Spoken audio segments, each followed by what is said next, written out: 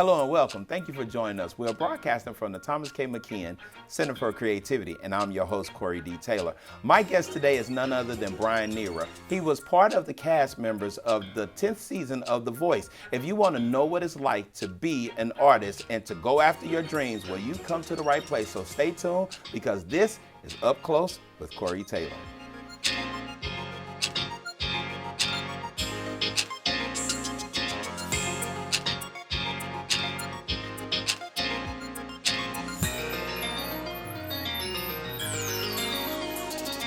Welcome back, and we are here with season 10 cast member of The Voice, Brian Nhira. How are you, sir? Doing great, man. Look, this guy's so cool, man. I like your swag. I was just complimenting you. Thank you. On that jacket. I love that jacket. I love fashion, and then the boots. Yeah. I wish y'all could see these boots you got on, but these boots are banging. Thank you, man. But man, what have you been up to lately, man, since you've done your thing on The Voice? Man, been doing a lot of traveling, been doing a lot of singing, just doing what I love. Yeah, so when you got on The Voice, like, what was that like for you? Did you like what was your process of getting there, first of all? Yeah. Like, what was your process of getting on The Voice? I graduated from college in 2014 from Oral Roberts University, and I immediately started doing music full time, and so I was traveling and doing a lot of stuff, and then a couple months later, I recorded an album, and in 2015 I released it, and very soon after I released it is when I was approached by the casting department of The Voice. They had seen one of my videos online and asked if I would come and do an audition, and so I went and auditioned, and the rest is kind of history. Right. So when you released the album, when you released that, did you know that it was going to take, what was your expectations? Did you know that it would garner the attention of The Voice? Were you even looking to be on The Voice? I mean, what was that like, that process? I mean, we were just grinding, you know. I work with my brother, who's also my manager, and so we were just grinding. We were just working. We were doing a lot of events. We were doing a lot of release concerts. We were doing a lot of stuff, and so when the opportunity came along, we were like, you know, hey, might as well try to be great exposure and an opportunity to share my voice with America. Yeah, and this is so ironic because I just love interviewing people that have been on The Voice, because I've had Corey Kent White on here, Chelsea Gann, and I have a whole list of other people, because I think the road of people getting on The Voice, and most people don't know this, but different people have different paths of how they get on The Voice. Like some people go stand in a long line. Exactly. Some people are already out there kind of doing their thing. Then they're approached. And in your case, you were approached. But then there were some other people who have been approached by The Voice, and they were like, yo, I ain't want to do it. And I'm like, but it's great exposure. They's like, yeah, but what would have happened if I would have advanced to the rounds and I would have had to sign the contract? They were saying that the contract it's demanding, you know. And so when you made it to the top 20, what was that like? Because you had went up against a whole lot of people just to get to this point. So when you made it to the top 20, what was that feeling like for you? I mean, it was definitely a great feeling. I think that I mean, it's really cool validation to know that, you know, among those singers and everybody, that you're one of the top. And that, and for me, I mean, just the opportunity to work with Pharrell and Adam was, I mean, the icing on the cake. What was that like, though? Because when Chelsea was on, she had the opportunity to work with Patty. And so are you actually there and they're actually talking to you and they're actually giving you pointers? Are they really coaching absolutely. you? It's almost like a voice lesson. It's almost like a voice lesson that you're going into. You know, you have your time with them and you sing for them. They give you your pointers. You guys talk and chat and everything. What was Adam like? Adam was really cool. He was just a very chill guy, very laid back. He's kind of an even keel guy. I mean, very straight up, very straightforward, and just a really good guy, really cool guy. So when you were there and you were dealing with Adam, what type of advice that he gave you that probably made you feel like it was a hard thing to hear and a hard thing to take? I don't know. I mean, I don't think anything was really hard because I mean I've had voice lessons and stuff before, and so I mean I've heard it all from my voice teachers. You You're know, right. hey, you're flat. You need to sing. You need to get those eyebrows up. You know, get on. But I mean, so I kind of heard it all, and so there was nothing that was ever really hard. I think what I took most was just like his. He was really cool about just being like a person, just personal relationship. Like we had the opportunity outside of the music, like we had the opportunity just to talk and just to be cool, just to be friends. So that was real cool. And during my time with him, musically, you know, he would just give me tips and pointers and sing it this way, man. I want you to sing it that way.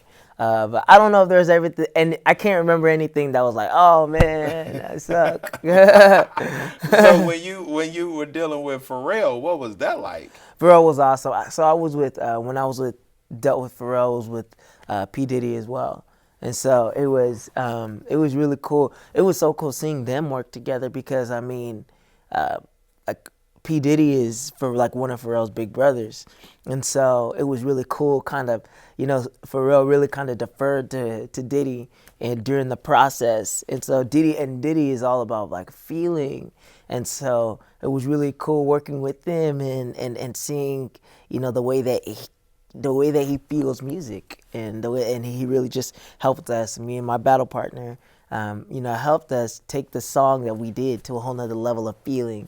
And so it was cool. But Pharrell's, I mean, he's just a good guy. We had the opportunity we would converse and chat on set and stuff. And he's a great human being. So it was cool talking with him. Yeah, so now this is the thing that was interesting to me because I think I saw your audition, but did you sing like a gospel song?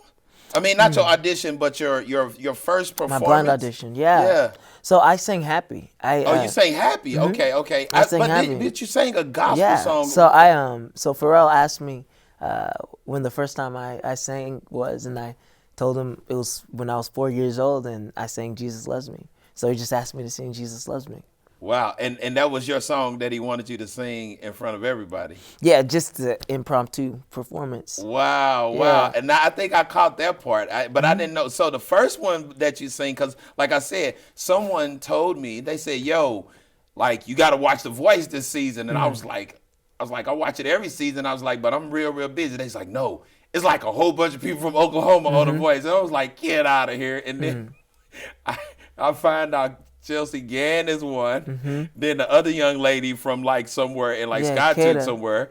Yeah, she's one. And then all of a sudden everybody's like, yo, you gotta watch my boy. Like people that are from like Dexter, people from like ORU. They was like, yo, he doing real good, man. And then I catch you singing Jesus Love Me. So when you were going through this process of The Voice, like, and once you got the call and you agreed to come on to The Voice, like, what were some of the thoughts going through your head? Because when you sing music, are you just are you a gospel artist? Or are you just kind of like feel good music, like a happy, what genre do you usually gravitate to?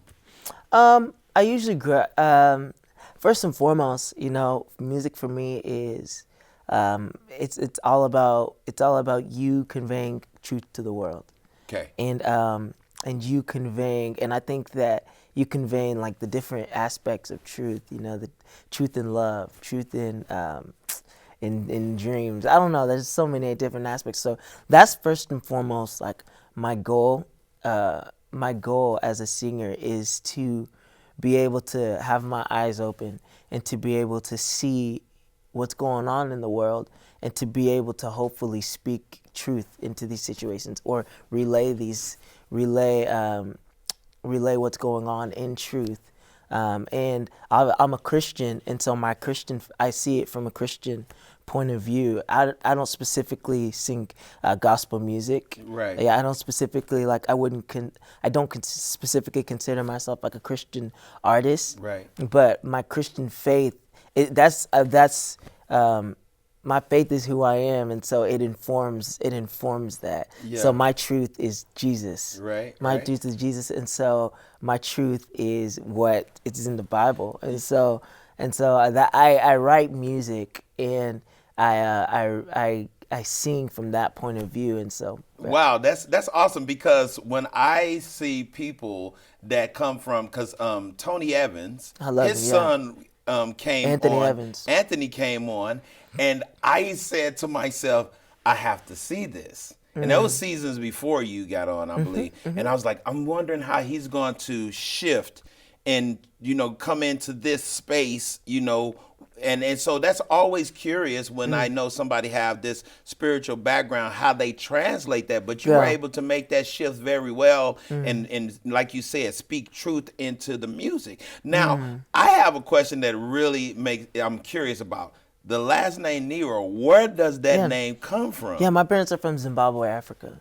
Wow. They are. Wow. And so were you born there, No, I or was were born you here in Tulsa. yeah, Yeah, I I can was hear born you here in have Tulsa. no Yeah. no accent, no dialect. Yeah. So they were born in Zimbabwe, and it was really cool, even on the show, having the opportunity to just tell my parents' story, and to Wow. tell just like, their, because they're honestly my heroes, Okay. and they're honestly people who I look up to on this journey, and I wouldn't be where I am today without them. Well, if you could do this for me, because I didn't get a chance to see that part, and I know our viewers would be interested in it. Kind of tell us a little bit about that story, like what, because your place of saying this is my faith, this is where I'm from, and then you saying your parents are your heroes. Like, tell us a little bit about what makes them your heroes. What is that story? Yeah. So my dad came to the United States in 1989 to pursue for educational opportunities, and so they came here, and he came to Dallas, then came to Tulsa a year later, and that's when my mom followed with my two older siblings, and so they just been following their dreams, since the very beginning, since they got married in Zimbabwe. They've been following their dreams, and they've my mom, she when she came to the United States, she only had she didn't even have a seventh grade education, Wow. and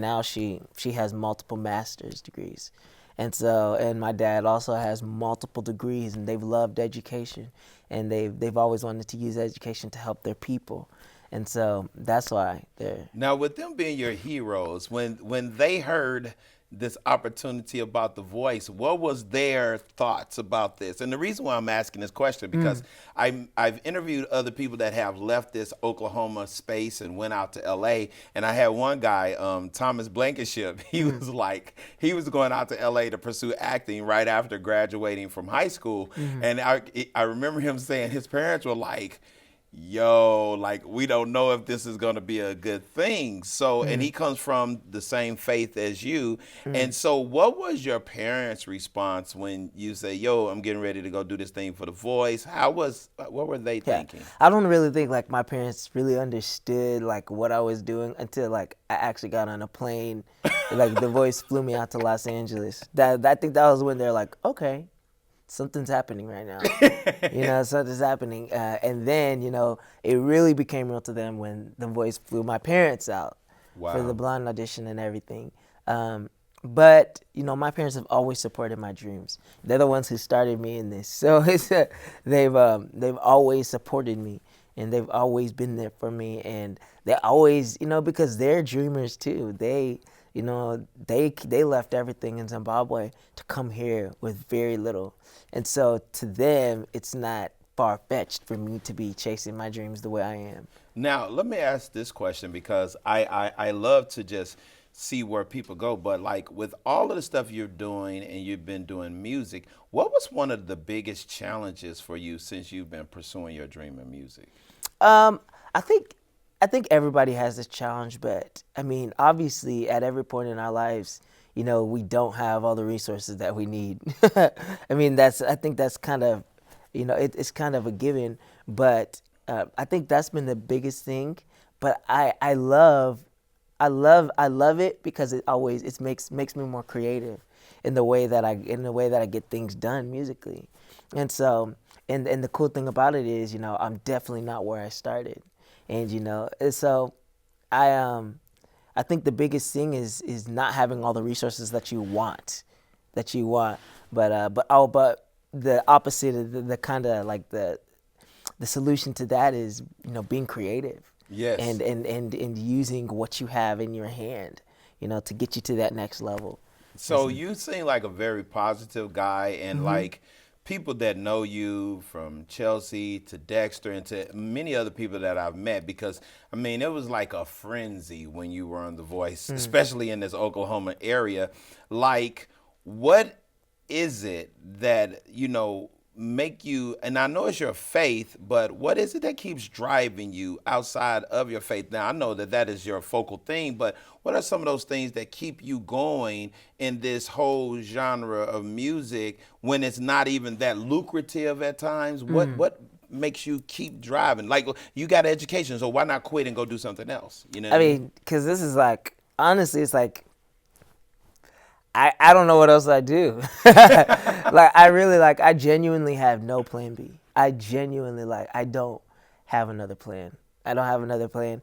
And also the thing is this, because it's not even about me.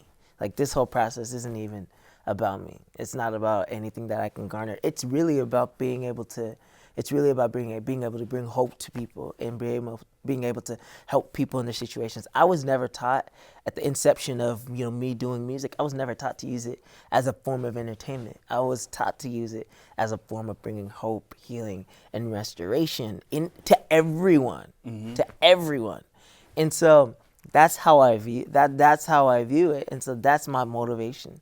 That's my motivation at all times. And obviously, we want to do it at the highest level. At the highest levels. So that's what keeps us going, is like, we haven't reached enough people, and we're not at that level that we want to be at yet. We don't have the influence that we want. We have influence without a doubt, and we're so grateful to God for it, but we know that there's more. We know that there's more. And so those intangible things, those things that you can't see, are the things that really drive us. Now, with you being on The Voice, how has that helped you propel your career? Because Corey Kent White, who was on The Voice some seasons ago, he came and he was like, I was already doing my thing. He said, but what The Voice did was help me get to where I wanted to go faster than where if I would have did it, it would have took me 3 years, where The Voice accelerated that in like 6 months while I was going through the process. What for you, what has it done for you in your career? Yeah, I mean, it's America heard my voice. That's the biggest thing. America heard my voice. And so now when I go places, it's not just some guy. It's like, they've heard my voice. And, there's proof online. Yeah, right. There's right, proof right, online right. that I sang Pharrell's song, and that I sang Adam's song, that I sang. And so that's what it's done. It's introduced me to America. Right. So with all of this happening, have you just been like building up a busy schedule to do like shows and things of that nature? Yeah, man, we've been doing. I mean, literally as soon as we got off as soon as the finale finished, like, we were on an airplane going to Zimbabwe to do a lot of stuff over there. Really? And then and then we just been traveling and traveling and traveling and traveling. During the summer, we had a 3-month run, and then we had some downtime and recorded some music and everything. Just, yeah, man. Yeah, you said so. You said as soon as the finale was done, the whole Voice, is that when you are obligated, like no longer contractually obligated, and you can go be free and do whatever you want to do or do? I mean, what is that like? Because some people Outside tell of me, being the winner, honestly, if you're not the winner, is really the one that has more obligations to do stuff. But outside of that, once you're done, you go do your thing. Right, right. So when you have been traveling, and you said you went to Zimbabwe, like, had you been going to Zimbabwe as a little kid? So when you came back to Zimbabwe and you're like Brian from The Voice, like, what was that like for all of the people in Zimbabwe when you were performing? I mean, it was amazing. It was amazing because the very fact that I mentioned that my parents were from Zimbabwe, and so just that whole community really rallied around it, and the performances were being played on TV and everything. So we really had a unique opportunity when we went. So in essence, so you being on The Voice and that exposure, it no longer just kept you confined to the U.S. It actually gave you like connections in other countries to go and sing and perform. Yeah. Wow. Now that's a different take on what I've heard from The Voice. Although all of the feedback that I get from everybody that's been on here, it's been great. And so, what are the moments that you will take away from The Voice that really meant a lot to you? What are some of those moments? Give me like two of them. I think one moment was obviously Jesus Loves Me, because that was just it was like everything came full circle, because that was the first song that I really I can remember like be singing on a stage, the first song, and then to be singing it on that stage in front of you know Literally millions. yeah, millions of people.